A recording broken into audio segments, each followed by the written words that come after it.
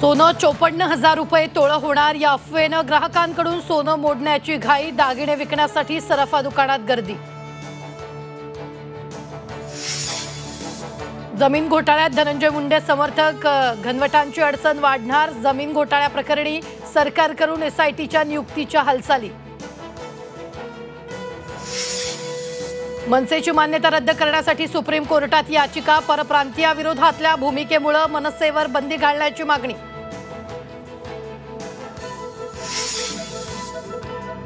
हर्षवर्धन पाटलांना भाजपवासीचे वेध, चंद्रशेखर बावनकुळेंची घेतली भेट, हर्षवर्धन पाटलांनी शरद पवारांसोबतच राहावं, बावनकुळेंचा टोला।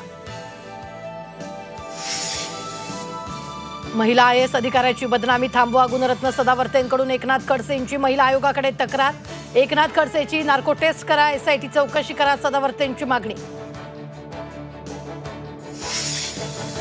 मंगेशकरांना जमीन दान करून पश्चाताप होतोय, हॉस्पिटलचा हेतू साध्य होत नाही, दीनानाथ रुग्णालयासाठी जमीन देणाऱ्या खिलारे कुटुंबाची खंत।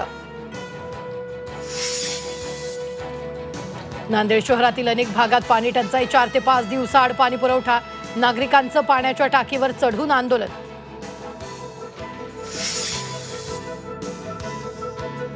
पंढरपुरातील चैत्रवारीसाठी प्रशासनाकडून एआय तंत्रज्ञानाद्वारे व्यवस्थापनाची चाचपणी, भविष्यात वारीतील गर्दीवर नियंत्रण ठेवण्यासाठी एआय तंत्रज्ञान वापरणार।